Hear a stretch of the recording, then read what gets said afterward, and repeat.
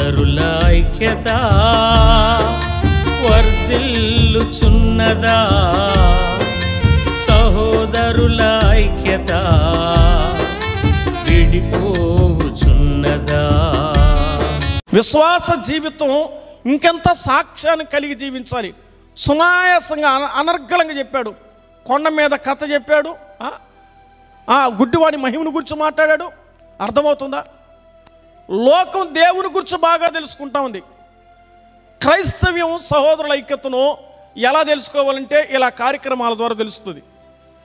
వానైన వంకైనా ఏమండి, వానైన వంకైనా పెళ్ళి ఆగదని చెప్పాడు. ఎవరా మీరు మౌనైతే నోరే తెరవాలా, అందుకే చెప్తుండే మిమ్మల్ని తెరవాలని, మిమ్మల్ని తెప్పించడానికి నా కోరిక. అందరూ ఎట్టున్నామంటే అటెన్షన్ అంటే పిల్లకాయలు స్కూల్ చెప్పాడు కాదు ఇది. మన మొక్కలు ఏముండాలి, నిజంగా నిజంగా సంతోషించాలి. ఆయన మొక్కలు ఇప్పుడు నవ్వుతున్నాడు ఎందుకు చెప్పా? ముగింపు కదా, ఆవిష్కరణ అయిపోయింది. ఇంకేమైనా అయిపోయి ఆయన పని జరిగిపోయింది, సెలవురాజయ్య గారి పని అయిపోయింది. ఇక మన పని ఏమి ఉండేది కదా. ఆలోచన చేయాలి.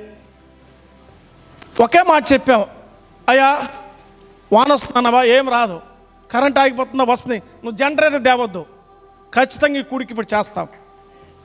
ఏం చెప్పాను? మీరు రాకముందు ఇక్కడ ప్రార్థన చేశాం, మీకు తెలుసో లేదో?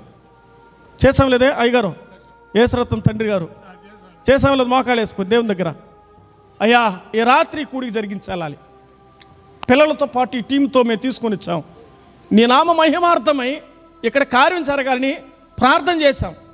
ఎలాగైనా సరే చీకటిలో కాదు వెలుగులో నీ కార్యం చేయాలి. నువ్వెవరు? క్రైస్తవమ్మా చెప్పండి, ఆయన ఎవరు? లోకానికి వెలైన దేవుడు ఆయన, చీకటిని పారదోలానికి వెలుగుగా వచ్చిన దేవుడు. ఒక వచనం చదువుదాం, ముగింపులోనికి వద్దాం రండి. నెహెమ్యా గ్రంథం చూద్దాం. బైబిల్ గ్రంథంలో పాత నిబంధన గ్రంథం నెహెమ్యా గ్రంథం 2వ అధ్యాయం 18వ వచనం. చదవగలిగిన వారు చదవండి.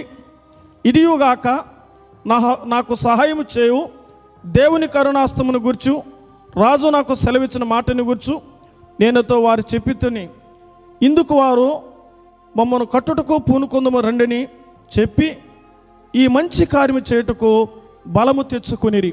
ప్రభు తన మాటలు ఈ రాత్రి వేళ దీవించునుగాక. ఆమేన్. ఈ మంచి కార్యము జరిగించడానికి బలము తెచ్చుకొని పూనుకొనిరి. ఏ కార్యం అని అక్కడ చదివితే, ఒక మంచి కార్యం జరిగించడానికి ముందు వచనంలో ఏం రాశాడంటే, దేవుని యొక్క సహాయము దేవునికి హస్తమన్నాడు. ఈ లోకంలో ఏ కార్యం తలపెట్టాలన్నా, శుభకార్యం జరగాలంటే ఎవరి సహాయం ఉండాలి? దేవుని సహాయం ఉండాలి. ఈ రాత్రి దేవుని సహాయం ఉంది. ఎందుకో తెలుసా? ఖచ్చితంగా చెప్పగలం. చుట్టుపక్కల కరెంట్ వస్తుందో రాదో, కరెంట్ వస్తుందో రాదో, కరెంట్ వస్తుందో రాదో. నేను అన్నాను ఖచ్చితంగా కరెంట్ వస్తుంది, కార్యం చేస్తాం. క్రైస్తవ్యం అంటే, దేవుని పిల్లంటే పరిపూర్ణమైనటువంటి విశ్వాసంతో నా ప్రభు నా పక్షాన్ని నిలబడి కార్యం చేస్తాడు. ఇలాగే కాదు, చాలా స్థలాలకి మేము వెళుతున్నాం. మా టీం ఇక్కడ ఉన్న వాళ్ళందరూ కూడా మేము ఎక్కడ ప్రార్థన ప్రొజెక్టర్ పెట్టాలి. యాక్చువల్గా వాక్యం ప్రొజెక్టర్లో చూడాల్సిన విషయం, కానీ ఇంకొన్ని అనుమాన కార్యాలకు తేలేకపోయాము, దాన్ని ఇబ్బంది పెట్టలేకపోయినాం. అయితే ఎక్కడికి వెళుతున్నా వానలు పడుతుంటాయి. బాగున్నది కూడా వాన పడుతుంది. నేను ప్రతి సంవత్సరం అనిపిస్తున్నాను. కానీ ఓటమి లేకుండా దేవుని మహాకృపలో విజయవంతంగా వస్తుంది. దాని వెనక సంఘం యొక్క ప్రార్థనలు, పరిశుద్ధుల యొక్క ప్రార్థనలు ఉన్నాయి. మేము వెళుతున్నామంటే మా వెనక ప్రార్థన ఉన్నాయి, మేము వెళుతున్నంటే మా ముందు ప్రార్థన ఉన్నాయి. మేము వెళుతున్నంటే దేవుని తోడు మాకుంది. ఈరోజు ఈయన పక్షాన కూడా ఎవరి తోడు? యెహోవా హస్తము. యెహోవా హస్తము ఆనాడు నెహెమ్యా మీదకి వచ్చింది. పడిపోయిన ప్రాకారాలు కట్టాడు. తిరిగి కట్టడానికి కొరకు దేవుని దగ్గర అడిగినప్పుడు దేవుడు రాజు మనసుని గెలిచాడు. ఏమి విచారంగా ఉన్నావు, నీ బాధ ఏమి, నీ దుఃఖమేమి, నీకేం కావాలి చెప్పు, నేను ఇస్తాను. అయ్యా పడిపోయిన ప్రాకారాల కొరకై నేను వెళ్ళాలి, నేను తిరిగి కట్టాలని. ఆనాడు నెహెమ్యా వెళ్ళాడు. ఈరోజు ఎవరు వెళ్ళాలి? ఈరోజు పడిపోతున్న ప్రాకారాలు తెలిసిన నశించిపోతున్నటువంటి ఆత్మలో, ప్రతి ఆత్మ వారి అంతరంగంలో మరి మంచి లేకుండా చెడిపోతున్నారు. లోకంలో చెప్పబడినట్లుగా అన్నట్టు, అయ్యా ఒకప్పుడు నేను ఎంత దుర్మార్గుడో, నేను ఒకప్పుడు ఎంత పాపినో, నేను ఒకప్పుడు ఎంత వ్యభిచారినో, నేను ఒకప్పుడు ఎంత ద్వేషినో, నేను ఒకప్పుడు నా కథ అంటాడు ఈయన. ఇప్పుడు నా కథ మారిన జీవితం. ఒక వ్యక్తి పడిపోతున్న జీవితాలను కట్టాల్సింది క్రైస్తవ్యమే. దేవుని నమ్మిన పిల్లలు సమాజానికి వెళ్ళి సువార్తను ప్రకటించి ఈ కార్యక్రమాల ద్వారా, వీధి సువార్తల ద్వారా ఇరుగు పొరుగు వారు దేవుని వాక్యం వింటారండి. జీవితాలు మారుతాయి, బ్రతుకులు మారుతాయి. మన జీవితాన్ని మార్చేది మన చేతిరాత కాదు, దేవుడే మనం మారుస్తాడు. ఏదో మనం అనుకుంటే, నమ్ముకుంటే, ఏదో అనుకుంటే జరిగేటివి కాదు. దేవుని హృదయపూర్వకంగా ఆయన మీద ఆధారపడాలి మనం. ఆయన కృప కరికరం మనకు అవసరం, ఆయన హస్తం మనకు అవసరం. కాబట్టి దేవుని సహాయము వలన దేవుడు నన్ను కట్టడానికి పంపిస్తున్నానని గొప్ప స్టేట్మెంట్ నెహెమ్యా ద్వారా ప్రజలతో చెబుతున్న విషయాన్ని మనం చూస్తూ ఉన్నాం. ఆ మాట అంటూ కిందకు వస్తాడు, ఇది మంచిది అన్నాడు. ఏది మంచిది? దేవుని ఆత్మను మందిరము కట్టడం ఒక మంచిది. ఇక్కడ మందిరం కట్టడం ఇది ఒక మంచి కార్యం. బ్రతికినంత వరకు ఈ మందిరం వారి తదనంతరం వారి పిల్లలు, వాళ్ళ మనవాళ్ళు, వాళ్ళ మనవరాలు చేస్తారు. ఎంత భాగ్యం అండి! 10 మందికి స్వార్థ ప్రకటించడానికి, 10 మందికి ప్రార్థించే ఒక దేవాలయం ఉండడం ఎంత భాగ్యం. ఇల్లు దేవాలయంగా మలుచుకున్నారు. ఆ త్యాగం, ఆ సమర్పణ చెప్పడం కాదు, జీవిస్తే, సేవ చేస్తే, ఆ బాధలో, ఆ కష్టం వెళ్తే మనకు అర్థమవుతుంది. మనం వినడానికే ఆలస్యంగా ఆలోచిస్తున్నామే, ముందున్నటువంటి ప్రయాస, దాని బాధ, దాని కష్టం, దాని వేదన మనం అర్థం చేసుకోవాలి. ఏ కార్యం మంచిదో తెలిసిన దేవుని ఆత్మలో కట్టడం అనే గొప్ప కార్యం మనం చేయాలి. ఒకటి, దేవుని ఆత్మలో కట్టే కార్యం. మందిరం అంటే తెలిసిన హృదయాలే మందిరాలు. చాలామంది రాయా, గుడికి రాయా, బాగుపడతారాయా, అయ్యా నీకు దేవుడు మేలు చేస్తాడు రాయా. ఇలాగే ఈదులో వాక్యం చెప్తుంటే కరెక్ట్గా పోయిన సంవత్సరం ఇదే నెలలో ఒక ఆయన కొట్టడానికి వచ్చాడు. ఏంది యేసుప్రభు కానీ ఏం పెద్ద యేసుప్రభు చెప్తాడు అన్నాడు. అది ఇదే సంవత్సరం పోయిన నెలలో ఇదే విధంగా అదే స్థలానికి వెళ్తే మోకాళ్ళిస్తే ప్రార్థన చేయించుకుంటున్నాను. అది కూడా అయ్యా 4 ఏళ్ళు పెళ్ళి అయ్యే పిల్లకాయలు లేరో, మీరు ప్రార్థన చేయనాడు.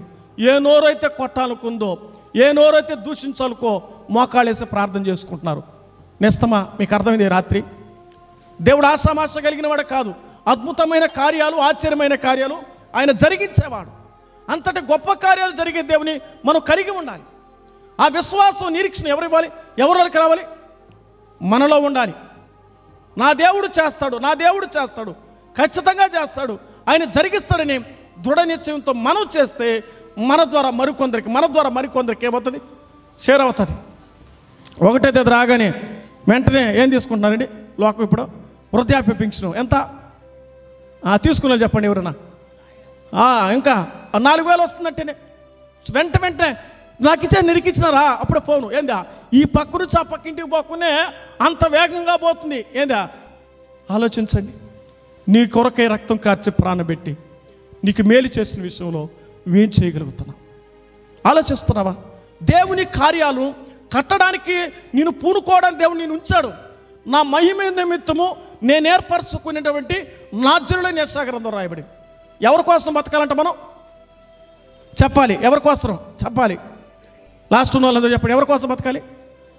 దేవుని కొరకు బ్రతకాలి. అమ్మా ఒక రోజుకి 1 గంట దేవునితో బ్రతికి చాలు, రోజంతా బ్రతకలేకపోదు. ఒకప్పుడు అంటే పని అంట కార్మికులు దినొచ్చు రోజు యూట్యూబ్లో చెప్పాను, శాలేంశ్వరం తిరుపతి ఛానల్లో 12 గంటలు 14 గంటలు మళ్ళీ 12 గంటలు అయ్యి మళ్ళీ 8 గంటలకు వచ్చింది.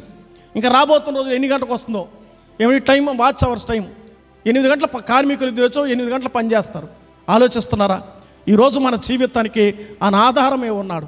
రెండో మాట చూడ 92వ కీర్తన మొదటి 2 చరణాలు ఒకసారి చదవగలిగిన వారు దయతో 3 వచనాలు అని చెప్పేట్టుగా 3 మాటలే, నేను 3 మొక్కలు చెప్తాను. రెండో మొక్కకు వస్తున్నాయి ఇప్పుడు మనం. 92వ కీర్తన చేస్తారా? 1, 2 చరణం చదవండి.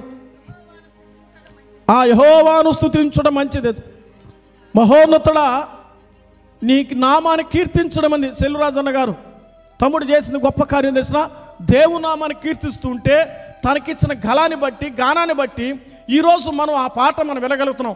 ఒక రాస్తే మనం పాడుతున్నాం. మనం ఏమండి, మనం ఈరోజు మనం ఏం చేస్తున్నాం? సహోదరుల ఐక్యత వర్ధిల్లుచుందా విడిపోచుందా? మన పాటలే పాడేది కాదు. ఏమండి, మనం రాసి అందరితో కలిసి మమేకమై దేవుని పాటలు, ప్రభు నామాన్ని గురించి పాడడం ఇది మంచిది. ఏది మంచిది? పాడడం మంచిది. ఎవరి గురించి? ప్రభువును గురించి పాడాలి. నువ్వు వెళుతున్న ప్రయాణమైనా, నీ పని పాటలోనైనా, నీ విషయాలైనా చక్కగా దేవుని గురించి ఆలాపన చేస్తే కొందరు హృదయాలు ఆనందింప. అన్నా నువ్వు భలే పాడితే భలే ఉంటుంది, పాడనా అన్నా, నువ్వు నువ్వు పాడితే భలే ఉంటుంది ఒక పాట, నీ గొంతు బలిచ్చాడు దేవుడా. నువ్వు స్వరం విప్పుతున్నావా? నీ పని స్థలాలు కావచ్చు, నీ ఉద్యోగాల దగ్గర కావచ్చు, నీ వంతుగా ఆటంకం లేనప్పుడు, అభ్యంతరాలు కలగనప్పుడు, నీకే సమస్య లేనప్పుడు చక్కగా ప్రభువుని గురించి చెప్పడం, పాడడం అనేది దేవుడు నీకు నాకు ఇచ్చినటువంటి గొప్ప భాగ్యం. నిన్ను గూర్చి నీ పాట, నిన్ను గూర్చి నీ మాట, నిన్ను గూర్చి నీ క్యారెక్టరు వీళ్ళ దేవుని పిల్లలు చెప్పడానికి నిరూపణగా మనం ఉండాలి. కనుక దేవుని కీర్తించుట మంచిది. బైబిల్ అంటుంది యెహోవా ఎలాంటి వాడు తెలిసిన? ఇర్మియా గ్రంథం 33వ అధ్యాయం రాస్తాడు, యెహోవా మంచివాడు, యెహోవా మంచివాడు రాయబడింది బైబిల్. ఆ మంచి దేవుణ్ణి మనము ఎలాంటి వారం? ఆయనే మంచోడు, దేవుడు ఎప్పుడు మంచోడే, కానీ ఎవరు మంచోళ్ళు కదా? ఏమయ్యా, ఎవరు మంచోళ్ళు కదా? మనమే మంచోళ్ళు కదా. ఎందుకంటే లోకం అనే మాయలో మనం ఏమైపోతున్నాం, కొట్టుమిట్టాడుతున్నాం. అందువల్ల లేదు. రోమా పత్రికలో 7వ అధ్యాయంలో రాబడుతుంది, మనం ఎరుగుదాం. పౌలు గారు అంటాడు, నేను ఎలాంటి వాడు, అయ్యో ఎంత దౌర్భాగ్యుడు, ఇట్టి మరణము నుంచి నన్ను ఎవడు విడిపించడు. మంచి చేయాలనుకుంటున్నాను కానీ నేనేం చేయలేకపోతున్నాను, మంచి చేయలేకపోతున్నాను అంటాడు. మంచి లేని నా పైన ఎంతో ప్రేమ చూపావు కదండి. మన పాట కూడా ఆలాపనలో మనం వింటాం. ఈరోజు మన జీవితాలు మంచి లేవు. కళ్ళు మంచిది కాదు, నోరు మంచిది కాదు, మాట మంచిది కాదు, జీవితం మంచిది కాదు. మంచిలోని వాడిని దేవుడు మంచిగా మార్చడానికి ఇష్టపడి నీ కొరకు నా కొరకు ఈ లోకానికి వచ్చాడు. నేను లోకంలో భయంకరమైన జీవితాలతో జీవిస్తున్నా. దేవుడు నిన్ను ప్రేమించి, నిన్ను క్షమించి, పరలోకం విడిచి భూలోకానికి వచ్చి రక్తం కార్చి ప్రాణం పెట్టి చనిపోయిన దేవుడు ఆయన. ఆ దేవుడు యెహోవాగా, ఆ దేవుడు యేసుక్రీస్తుగా ఈ లోకానికి వచ్చాడు. ఆయన మంచి దేవుడు. ప్రభువుకే మహిమ కలుగును గాక. దేవుడు ఏ దేవుడైనా? ఒకసారి నేను పత్రిక ఇచ్చేదాకపోతుంటే ఒక పోయా బలి ఇచ్చిన కొన్ని పత్రిక అన్నారు. ఇంకో చోట పోయినాం. కరోనా కాలంలో పత్రికలు ఇస్తున్నాం. మాస్కులు వేసుకుని, గ్లౌజులు వేసుకుని మా టీంతో పిల్లలందరితో ఒక ఊర్లో వేస్తున్నాం. ఒక ఆమంటది, అయ్యా పత్రిక అమ్మా అని ఇచ్చాను. ఇస్తే ఎవరిది అయ్యా పత్రిక? పెళ్లి పత్రిక. అది కాదమ్మా, యేసు పత్రిక అమ్మా. అయ్యా ఇయ్యా, యేసు దేవుడు మంచి దేవుడయ్యో అంటాడు. ఏ దేవుడా? యేసు దేవుడు మంచి దేవుడు అని చెప్పి చేతులు తీసుకుంది. అంటే దేవుడు మంచోడే అమ్మా, ఆయన మంచోడే తల్లి, నువ్వుగా మంచిగా బ్రతకడానికి నీ కొరకు ప్రాణం పెట్టాడు. నమ్ముతావా? యేసయ్యకు హృదయం ఇస్తావా? నీ పాపాలు ఒప్పుకుంటావా? పశ్చాత్తాపడతావా? ప్రభు దగ్గరికి వస్తావా? పానార్పంగా పోయబడతావి. రాత్రి వేళ ప్రసంగాలు విన్నంత మాత్రక జీవితంలో మనం ఎంత మారుతున్నాం అనే దగ్గర ప్రాముఖ్యమైనది. నేను మార్చడానికి అక్కడికి వచ్చాడు. డబ్బు మార్చదు, వ్యక్తులు మార్చరు, ఇంకోటి ఏది మార్చదు. నేను మార్చగలిగిన పాట, నేను మార్చగలిగే దేవుని సన్నిధి, నేను మార్చగలిగే దేవుని వాక్యం, నేను మార్చువాడు దేవుడే. వినకపోతే, పాట వినకపోతే, వాక్యం వినకపోతే, మందిరానికి రాకపోతే ఒక వ్యక్తి ఎలా మారుతాడు? ఇప్పుడు చూడ పిల్లకాయల కింద సమ్మర్ క్యాంపులు పెడైనారు. యా స్కూల్లో చూసిన సమ్మర్ క్యాంపులు, ఎక్కడ చూసిన సమ్మర్ క్యాంప్ అని. వాడు ఖాళీగా ఉండకూడదు, వాడు నేర్చుకోవాలి, వాడు మంచిగా ఉండాలి. అందరికంటే నా పిల్లాడు బాగుండాలి, మా కూతురే బాగుండాలి, మా కొడుకే బాగుండాలి. ఏ తల్లిదండ్రులు కోరుతున్నట్టుగా నీ సృష్టికర్త నువ్వు బాగుండాలని కోరుకోవడానికి ఈ రాత్రికాల ఈ మీటింగ్ నీ కొరకు ఇచ్చాడు. ఎప్పుడు నువ్వు ఆలోచించావా? నీ స్థాయి, నీ పరిస్థితి, నీ గతి, నీ స్థితి ఎప్పుడైనా ఆలోచించావా? పడుకో, ఈ రాత్రికాలు పడుకో. దేవుడా, ఈ రాత్రి ఏం మాట్లాడావు ప్రభువా? అవును, నేను మంచిదాన్నేనా? నా జీవితం మంచిగానే ఉందా? మంచి చేయడానికి నేను నా జీవితంలో మంచి జరగలేకపోతుంది. అన్ని అశుభమైన కార్యాల మధ్యలో నేను కొట్టుమెట్టాడుతున్న కారణం ఏదో అని ఎప్పుడైనా నువ్వు ఆలోచన చేస్తే దేవుడు నీ కొరకు నా కొరకు అక్కడికి వచ్చి ప్రాణబెట్టిన ప్రభు నీ రాత్రి వేళ నమ్మితే నువ్వెంత ధన్యుడివి, ఎంత ధన్యవి. జీవంలోనికి వెళ్ళే మార్గం ఆయన చేశాడు. ఆయన చేసిన మంచి కార్యం చేసిన నిన్ను పరలోకం చేర్చాడు. నిన్ను పుణ్యలోకాన్ని పంపించడానికి సిలువ బలియాగుని యజ్ఞ పశువు అయ్యాడు ఆయన. ఈ రాత్రి వేళ దేవుని మాటలు తెలుసుకుని మీరు ఎవరైనా సరే ఆలోచన, నీవు మంచివాడు ఉండి నీ కుటుంబాన్ని మార్చుకొని మంచి గ్రామంగా జీవించడానికి ఇష్టపడుదుగాక. ఆమేన్. ఒకే తండ్రి పిల్లలమై ఉన్నాము మనము, కడవరకు ఐక్యతలో నిలవాలి మనము. యేసయ్యలో శ్రేష్ఠతున్నది, ప్రేమను బోధించుచున్నది.